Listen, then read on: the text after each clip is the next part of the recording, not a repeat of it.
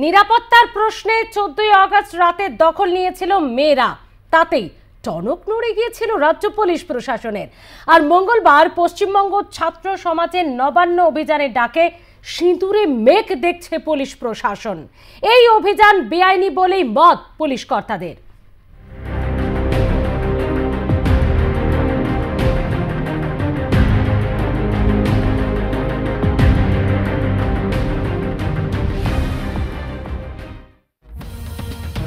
আরজিকর কাণ্ডের সুবিচার, মুখ্যমন্ত্রী, পুলিশ মন্ত্রী তথা স্বাস্থ্যমন্ত্রীর পদত্যাগের দাবিতে 27 আগস্ট পশ্চিমবঙ্গ ছাত্র সমাজের ডাকা নবান্ন অভিযানের পেছনে বাম রামের যোগ দেখছে শাসক শিবির।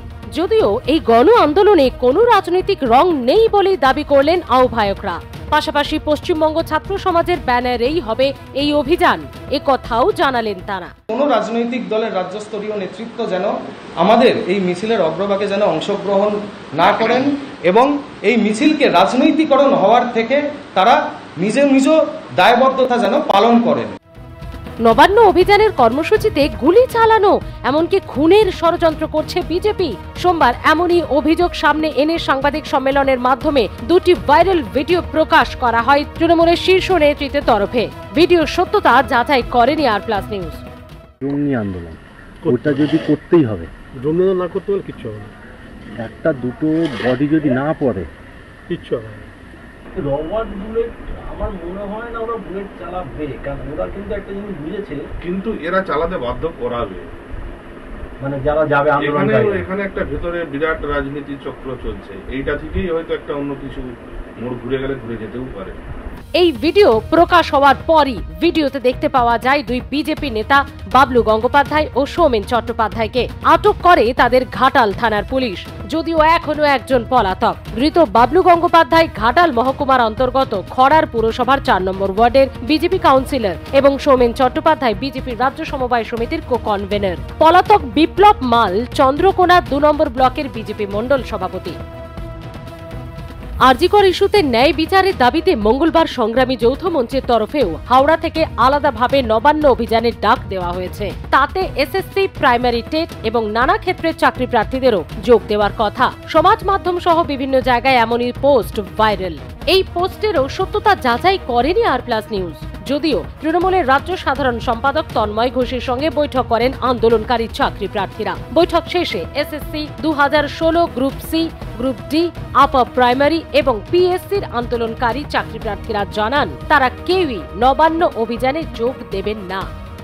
আগামীকাল 27 তারিখের যে নবান্ন অভিযান সেই নিয়ে কথা হয়। আমি জিজ্ঞাসা করি ওনাদেরকে যে তারা কি এখানে যাচ্ছেন কিনা। তারা পরিষ্কার ভাষায় বলেন যে এটা বিজেপির চক্রান্ত, তাদের আন্দোলন, তাদের দাবি দাবা থাকবে, কিন্তু এই আন্দোলনের নামে মানুষের আবেগকে কাজে লাগিয়ে যেভাবে বাংলাকে অশান্ত করতে চাইছে সেটা তারা সমর্থন করেন না। তাই তারা আসবেন না এবং তারা ইতিমধ্যেই অন্যান্য বিভিন্ন সংগঠনের সঙ্গে মিটিং করে তাদেরকেও জানিয়েছেন যাতে তারা না আসেন। 27 তারিখে যে একটা আন্দোলনের আয়োজন করা হচ্ছে, সেই আন্দোলন কারা করছে সেটা আমরা জানি না এবং আমাদের সেখানে নাম জড়ানো হচ্ছে যে আমরা তাতে রয়েছি, আমরা তাতে নেই। আমাদের একটাই দাবি, আমরা চাকরিটা চাই। আগামী 27 তারিখে যে নবান্ন অভিযান হচ্ছে সেই নবান্ন অভিযানে আমরা কেউ থাকছি না। অন্যদিকে এই অভিযানকে বেআইনি বলে ঘোষণা করলেন রাজ্য পুলিশের এডিজি মনোজ বর্মা এবং এডিজি দক্ষিণবঙ্গ সুপ্রতিম সরকার। কারণ কোন ছাত্র সংগঠনের তরফে 27 আগস্টের অভিযান নিয়ে কোনো অনুমতি চাওয়া হয়নি। আমাদের সাংবাদিক সম্মেলনের পরে যখন সাংবাদিক সম্মেলন শেষ হয়, তারপরে আমরা দুটি মেল পেয়েছি। একটি মেল এসেছে পশ্চিমবঙ্গ ছাত্র সমাজের তরফে, যেখানেও অনুমতি চাওয়া হয়নি, জাস্ট জানানো হয়েছে যে এই প্রোগ্রামটি তারা করতে চলেছেন, কালকের প্রোগ্রামের অনুমতি পুলিশ দিচ্ছে না, সেটা বাতিল করা হয়েছে।